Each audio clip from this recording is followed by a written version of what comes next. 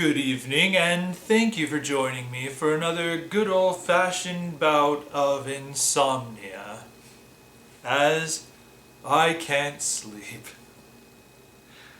Yeah, so, what to talk about? I feel like, I have some crusades in my life, in my writing, and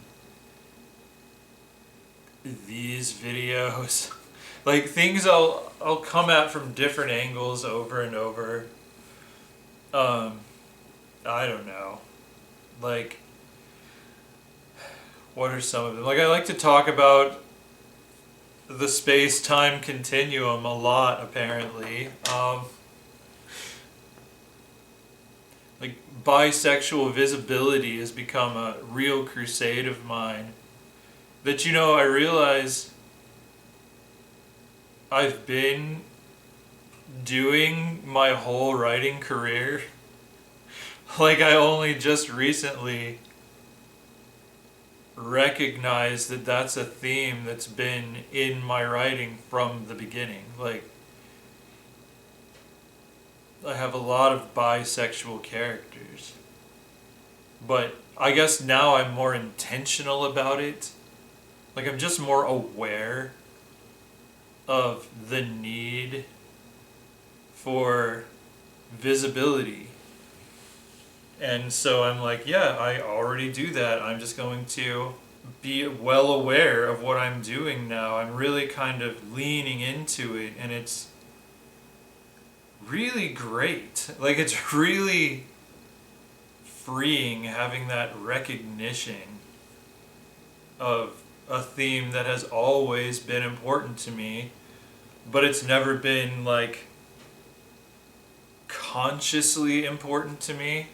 Like, not in like a pro-social intentional kind of way. Like, it's always been there in more of a fantasy sort of way. Like, now I'm like just so aware of my bisexual characters and how important they are to a community that is all too often dismissed, erased, overlooked.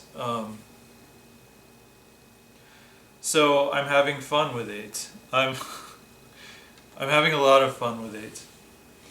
And I mean, it's not like that's the only thing I'm going to be writing about.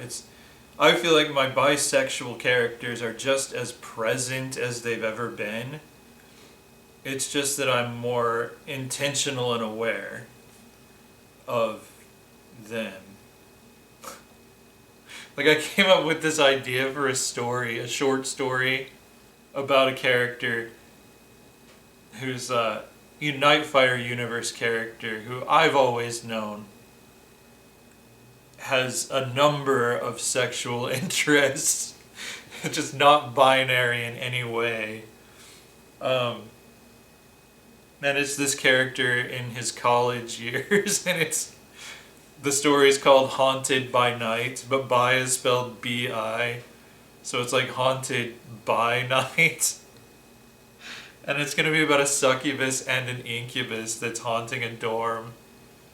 And it's funny in my head, it's funny. But, I mean, that's just one of those stories that as I become more intentional about taking on that sort of mission in my writing, it popped into my head just thinking about this character. And the title sold it to me. Haunted by Night. I don't know. Like, it's important for everyone to have a seat at the table. It's important for all voices to be heard. For all experiences to be showcased in art, in creative expression. I just feel like, I mean, and there's the reason, people will come at you like, like things that are insults or intended as insults and that I just don't understand. Like, you're a social justice warrior. And I'm like, I hope so. I strive to be. Like, what's the alternative? Like, the alternative is to just let social injustice stand. Why is that preferred? Doesn't make sense to me. Like, I think, like, I guess there's such a thing as being like a, kind of like a poser social justice warrior, where it's like, you don't really do anything but put a flag on your Facebook profile, but you're not actually doing much. I mean, but that's important too. It's like, I don't want to dismiss that, because a show of support for marginalized social groups does help. Like, it does help people to know that they are seen, that they are supported, that there are people on Facebook who aren't afraid to wave their flag for them, to say, I've got your back. I'm not one of those people who's coming after you and your rights. So I don't want to be dismissive of that. But I guess, there is I can't think of a better example, like an actual example, I should say, of being like a fake social justice warrior, where it's like you're not doing it because you care about the cause. It's like you're doing it, you're saying stuff, posting memes or whatever, calling people out on their horse crap, because it's like trendy to do so. I guess that's like, and the people who don't want people to be seen and heard, particular people to be seen and heard, they want to say that every social justice warrior is doing that, is just, riding a wave of what's trendy to do. And I don't think, I think there are very, very few people who actually do that, who actually don't care about what they claim to care about. Or it's like, I guess the criticism is they'll get on their high horse about some issue that's being drawn attention to in the media, but they're ignoring all of these other issues that are out there. Like, they don't care about it until there's a media frenzy around it. That's what it is. That's the kind of quote-unquote phony social justice warrior that the voices of oppression want to equate all social justice warriors with. Everyone who speaks out, stands up and speaks out, is only doing it because they're being told to. Like, and it isn't the case. Like, and sometimes,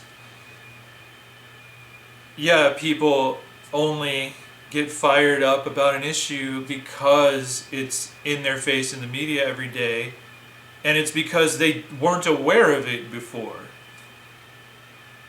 And the other issues they're not drawing attention to or standing up and speaking up about, perhaps they're not aware of, and that's why. So it isn't really hypocrisy. But I don't know, like, it is important to be a social justice warrior. I think without social justice warriors, we would still have slavery. We would still have separate but equal water fountains and schools, and they weren't really equal. Like, we would still have, we do have institutionalized racism, but it isn't overtly codified into the law of our country anymore. And I do use the word overtly, because there are some laws that do target specific communities without saying that they're targeting specific communities. We still have a major racism problem in this country. I mean, so yeah, my point is, why is it wrong to be a social justice warrior? Why are we allowing that to become an insult? And like, even more so, being called woke. Like, I've been called woke so many times, and I never see that as an insult. And a lot of times, most of the times that I've been called that, it has not been intended as an insult, because it's from other people in marginalized communities. You know, like a couple of people over the past couple of years have said, more or less, you know, I'm paraphrasing, so that they didn't say the exact same words, but like, just that they commented on seeing someone who looks like me being so woke about issues relating to people who look like them. And that was not meant as an insult. It was, they were happy to see it. You know, to see a white person who was aware of white privilege. And that's the thing, it's about awareness. Being woke is being aware. It's just, your eyes are open. Like, that's what it means to be awake. And it just seems to me that if someone is complaining about the fact that you are aware of the problems,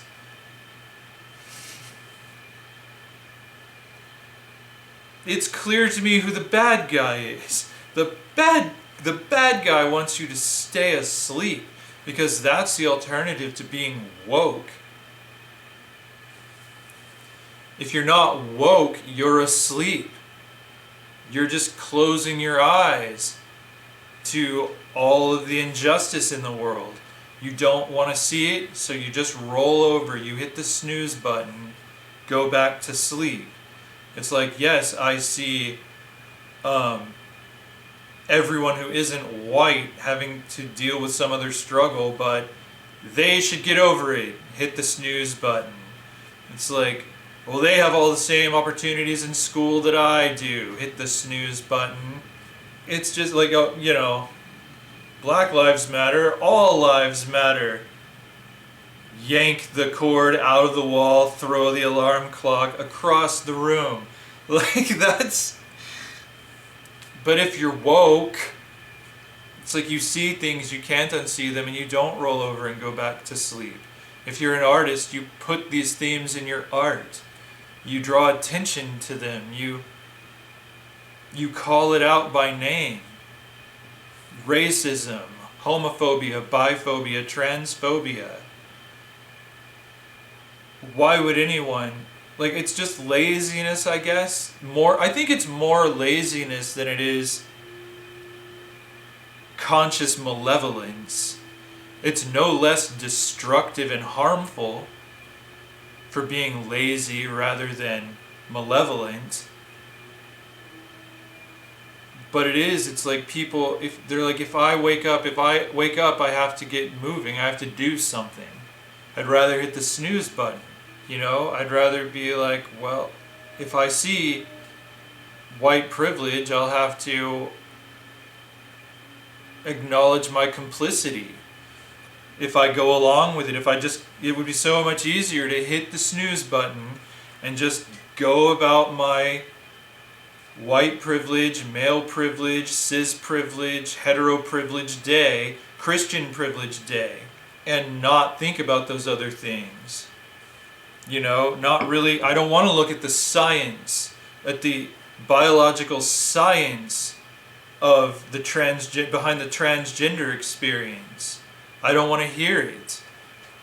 Hit the snooze button. I don't want to be woke. I want to sleep in. You don't tell me that stuff so that I have to now acknowledge that the transgender experience is real. It's like, I don't want to look at bisexual people as something other than confused or greedy or unfaithful. Like, I don't want to look at it like objectively, like actually hear their own explanation of the bisexual experience. Like, I don't want to hear that, hit the snooze button. I don't want to hear that gay people in loving, committed relationships are not what was being condemned in the Bible.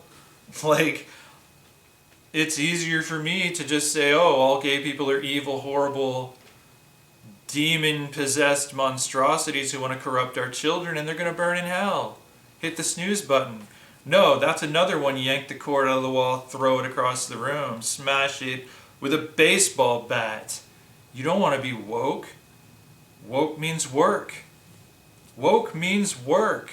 And like, I can't sleep. I don't like to sleep. I want to stay awake, man.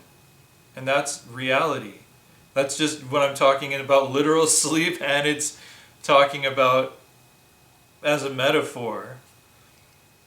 But it's only barely a metaphor, because it's so much easier to kind of just zombie through the day, to just walk through life never looking over to the side, like just get in a rut, in a comfortable rut, and stay there.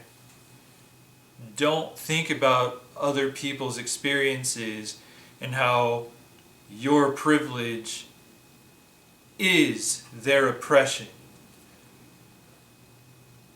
And that doesn't mean it's your fault. You didn't, like, people in privilege in a society that has created these class systems, these weird social constructs that create an other to keep down.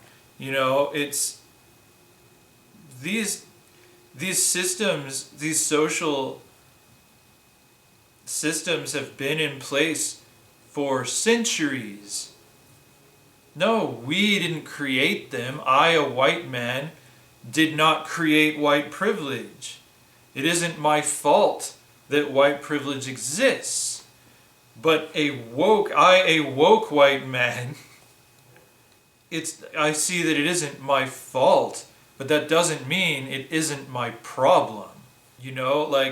Because if you're aware that white people created this hundreds of years ago, this social construct of white, the social construct of race, in order to benefit themselves, if you're aware that that happened and that it is still in full swing today, then your only choice is to ignore the problem and thereby become willfully complicit in the system, or you stand up and speak out against your own privilege. And why would you choose to be complicit in a system that your racist ancestors created that is wrong? Like, slavery was not going to end in this country without white people being against it. White people fighting to end their own privilege. And that was a massive economic privilege. Slavery gave white people a lot.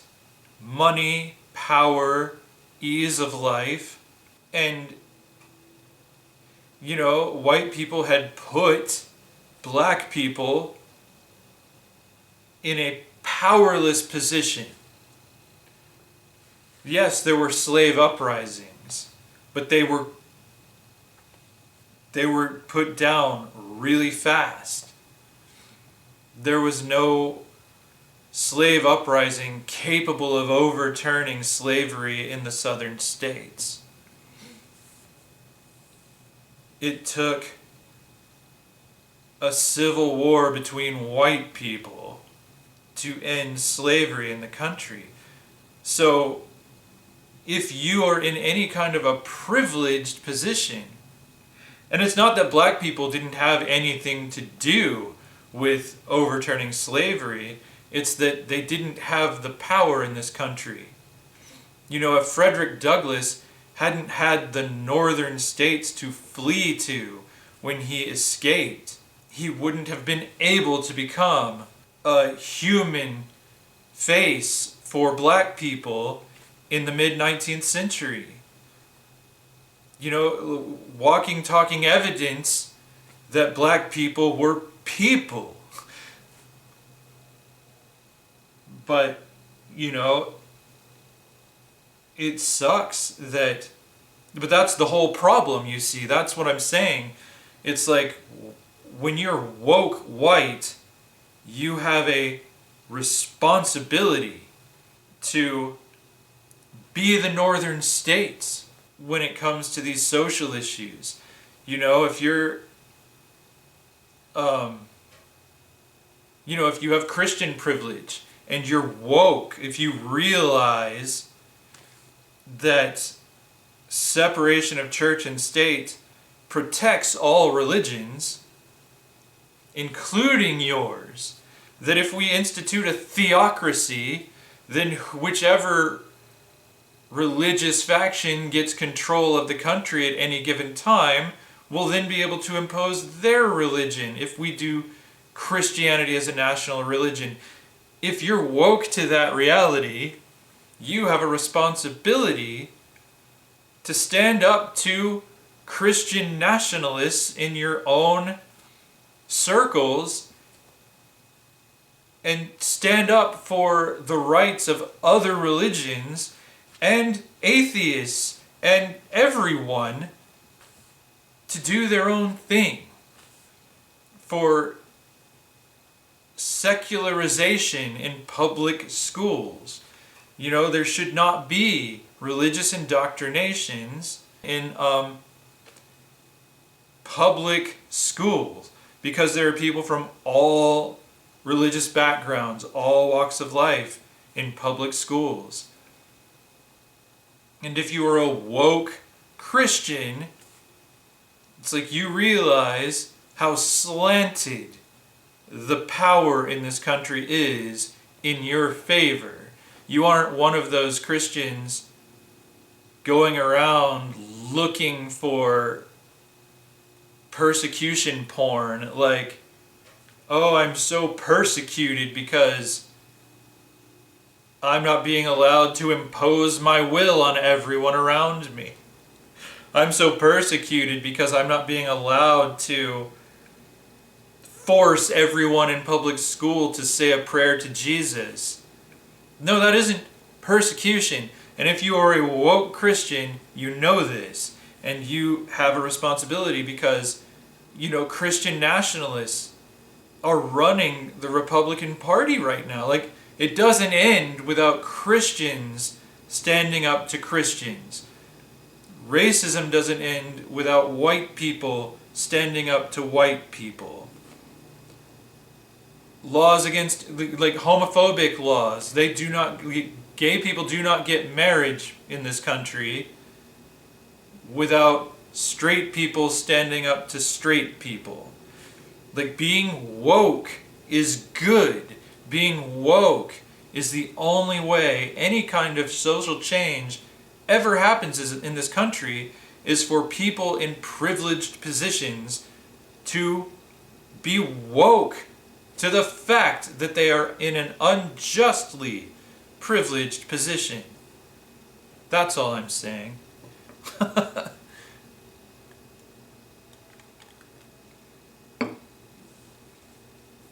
Like, there's a lot of stuff that's slanted.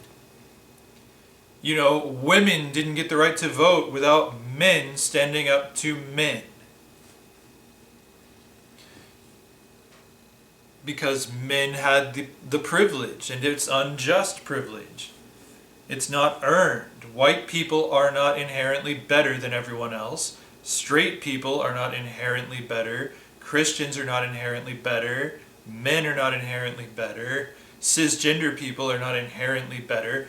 Every experience is valid. Equally valid. An equally valid human experience.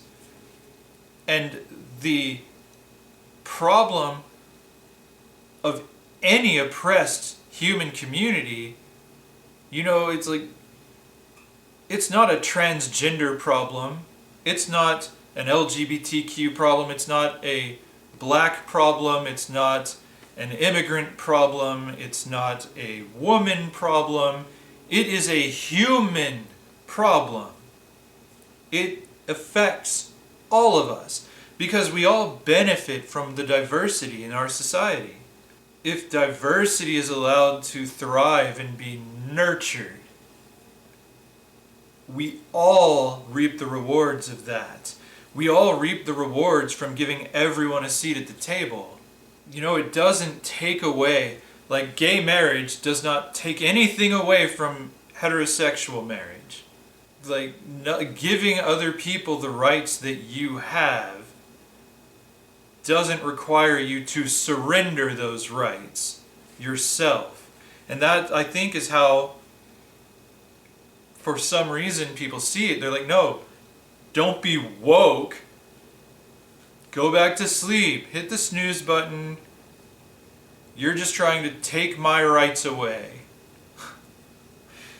No, they're just trying to say, let's add some more chairs to the table. It's a big table. But you've only got like 3 chairs and they're all for white men. Rich white men who worship Jesus, who are cisgender, heterosexual. Like, those shouldn't be the only people at the table, because the house is full of so many different types of people, having so many different types of experiences.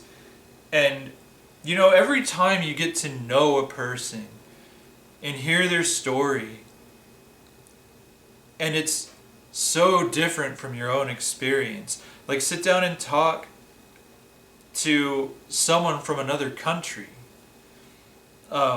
someone from another background. It enriches your own experience. It enriches your own sense of self, like your own awareness of who you are and what your life is compared to other people. And it also opens your eyes to the fact that we are all the same. Like, we have different experiences, but we all have struggles. We all have dragons to slay. And if we let the dragons slay one group of people because those people aren't us, well, the dragon's going to come for us next, perhaps. When it runs out of other people to kill, it's going to come for us inevitably. If we're the last ones, we still have to fight the dragon. Why not fight the dragon now, while it's hurting that group of people? Because it's all us. We are all the people. Effectively, as a society, it should be, we are all every skin tone. We are all every sexual orientation, every gender identity. We are all people. We are all people. Because one group's struggle is a struggle of humanity in general. Because that struggle is coming for us. Because people in power want to create these systems that otherize a group. They will find a group to otherize. And we have to be on guard against that. We have to eliminate the concept of the social other. And you must be woke in order to do that. And you must be a social justice warrior in order to do that. These are good things. All you're doing if you hit the snooze button is allowing things to get worse. It's like if your bathroom is on fire but your bedroom is fine, you're not helping yourself if you don't do something about the fire in your bathroom. Because the fire is going to spread out into your hallway. And then you can say, well, that's just the bathroom in the hall. I'm in the bedroom. Everything is fine. I'm going to hit the snooze button. But eventually the fire is going to come into your bedroom. And the fire is going to be your problem. And you could have stopped it when it was just a fire in the bathroom. So the fire in the bathroom is the problem of the people in the bedroom. And it's the same. It is the same with social groups. The problem of the transgender community is the problem of cisgender people. Bisexual erasure and invisibility is a problem for heterosexual and homosexual people. Because it's human erasure. It's allowing an entire group of people to be ignored and erased. Any kind of racial, and I don't know where to, I can't list every racial group. I would inevitably leave someone out because there are so many. So since, white people are the privileged race, I'll say white people and non-white people. But the problems of non-white people are the problems of white people. Because, for one thing, the definition of who is a white people is not immutable. Asian people used to be considered white people, when red-haired people used to not be considered white people. Italians used to not be considered white people. Now, white people includes redheads and Italians, but not Asians. I mean, it's a fiction. And so what happens if everyone is oppressed into oblivion but white people? Probably the most powerful white people will start redefining, recategorizing. Only people with blue eyes are white people. People with brown eyes aren't white. So we'll start oppressing them. We'll find ways to do it. There'll be a way. Or, people with red hair will go back to not being white. I mean, it's ridiculous. All of it is ridiculous. But what I'm saying is, yeah, the fire in the bathroom. No matter what room in the house you're in, the fire in the bathroom is your problem. The fire in the bathroom is coming for you. So if you need a selfish reason to be woke, to be a social justice warrior for people beyond your personal experience, you have one. Because if the bathroom is on fire, the house is on fire. And you may not be in the bathroom, but you are in the house. Yeah, it's funny how I never know what I'm going to go off about when I turn on the camera for these things. But that's probably a good place to stop for now. Yeah, so if you like If you like listening to me go on these late night rants, go ahead and subscribe to my channel because I do this rather frequently. And if you enjoyed this video, please hit the like button. And until next time, thanks for sitting up with me.